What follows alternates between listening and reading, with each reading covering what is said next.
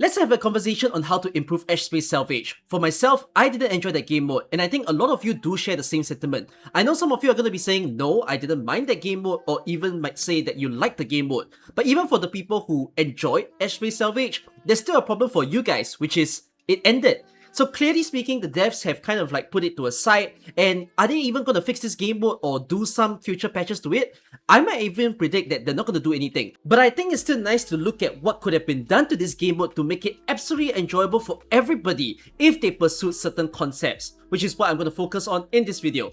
I do want to preface starting off by saying that I've actually had these discussions quite a bit on my live streams, and I've always stated that I'm not a game dev. I have never pursued any sort of game design. All I am is a person who has played tons of games, seen what other people are doing. So the advice that I give is something that I feel is appropriate. Maybe you guys might not think so, and you have your own ideas. So if you have your ideas as to how to improve Etchspace Salvage, maybe see if it's similar to what I'm going to suggest, and then if it's not, or if you agree to it, put it down in the comments. So, what should they do to Etchspace Salvage to make it fun for a prolonged period of time?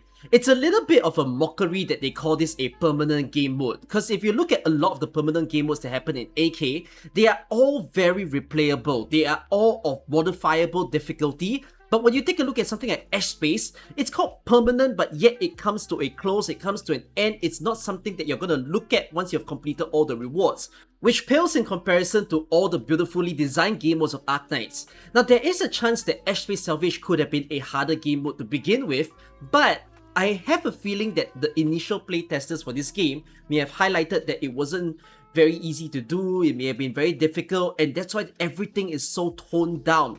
The problem that Etchspace Salvage really has for a start is that all these enemies are so easy to kill. You are definitely going to be way over leveled to everything that occurs in there, and as a result, all that it becomes is not really an extraction game mode but rather a walking simulator. I'm just going around room to pick up the treasure. Nothing is really gonna kill me, and the thing is that even if something were to kill you, there is no risk, there is no penalty. You're just gonna get ejected out of the map. Whatever that you've held in your inventory will still stay together with you. The maps themselves are not randomized. The locations of your enemy spawns, the loot, the chests, the keys, they're all there in the same places. So once you've discovered everything and basically embedded it consciously into your brain, there is no new reason for you to re-explore Etchspace Salvage because there's nothing new for you to see anymore. What for that you play that same route of enemies 5 times when it's, again, nothing for you to gain. There's no pressure in this game mode, and I know some of you are gonna argue that that's the reason why you enjoy this game mode, and that's fine.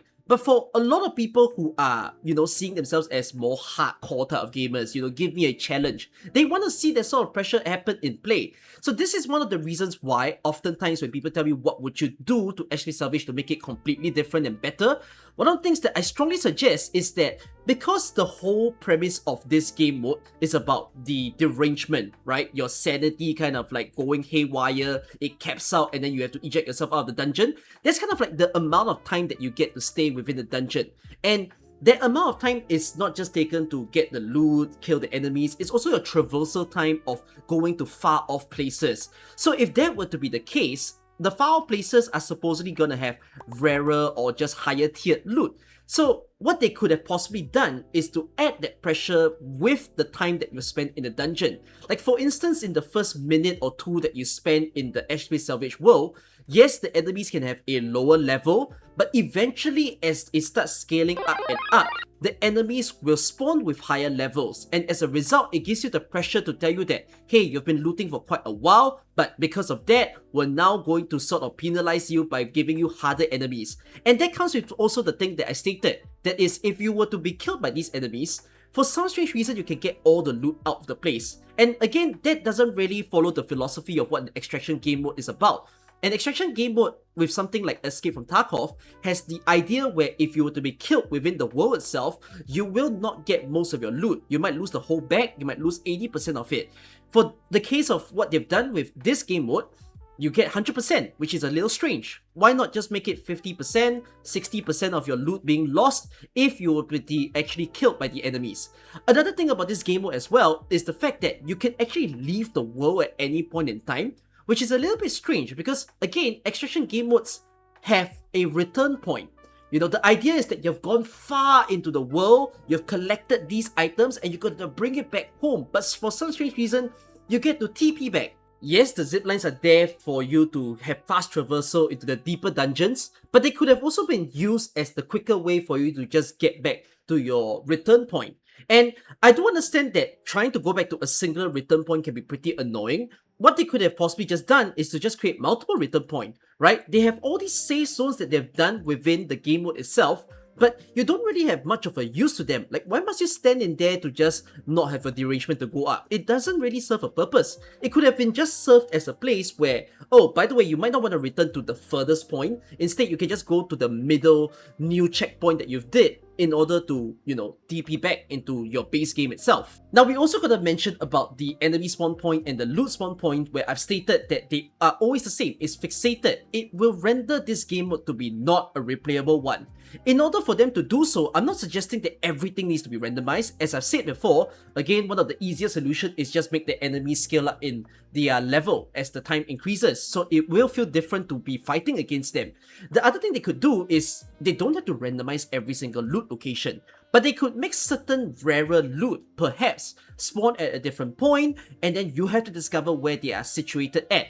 Maybe you can use a scanner in order to figure it out. Is the scanner something that you have to get while you're within the game mode, something that you have to purchase outside as a power up? Like, they could have done something to just make it different so that you don't go with the flow and just go with the memory of, oh, it's always like this, it's always like that. And that way you will feel like you're doing something different with every run that you're doing. There is one more unique proposal that I have as to how to make Etchspace even more interesting. I did say at the start that I actually don't think they're going to do anything with Etchspace from now on, and perhaps they might implement this sort of idea into a future game mode. But when you're traversing this world of Etchspace and you have all the mini rooms that you gotta go past in order to get to somewhere else, what they could have possibly done is to set certain rooms as a randomizer room. So they could have made certain rooms like a little puzzle dungeon, for instance, where with every single time that you restart, maybe you will get a different puzzle for you to play with, so that will make it interesting. Like, oh, okay, I get to look forward to this variation. Or it could have just been an enemy room where, again, with every single time that you go in, and when you touch into this room in order to get to the next place, you encounter different enemies, different bosses for you to fight against before you can get to that, tier 4, tier 5 loot that you've been wanting to grab on the other side. That could have been, again, an easy way to just make this game mode so much more fun. All these ideas that I propose, I feel, are very much derived from the fact that I've played so much of Arknights game mode, and I feel like these are the things that are very Hypergryph flavor, that they could have possibly done this. And this is the reason why I'm so looking forward to a game like Endfield, because I thought they would follow their design philosophy of how they've already done their previous game modes, but yet they don't take these principles to put it into the very first game mode that they don't even really test for the community wide and just straight away declare, guys, it's a permanent game mode. It's something you play once and never again, not something that you do weekly at all. So I do wish that with this video, or if they've already had in the works, that they do something to Etchspace, because they could have just made this something that is so unique and special that is, for Endfield to be proud of. But right now, it's just a wasted space. It's a little menu tab that I turn off my brain to look at because it's so sad. I can't praise it. I can't talk about it to other people and say like, guys, this is one of the most fun things you get to play at Endfield, because I just don't think it is. So I hope that my advice will work out. Again, if you agree with my advice, you can say it down in the comments. You can extend on your ideas. If you completely think that it's bullcrap and you think you have a better solution, I welcome you. Let's talk about how to improve Etchspace Salvage, because I know some of you care about it as well, and it will be good because we might get some of the people on Hypergryph's side proposing to this video and then telling people to read the comments, and maybe something will actually happen. So hopefully you guys enjoyed this one. I'll see you in another one. Take care, y'all. Bye-bye.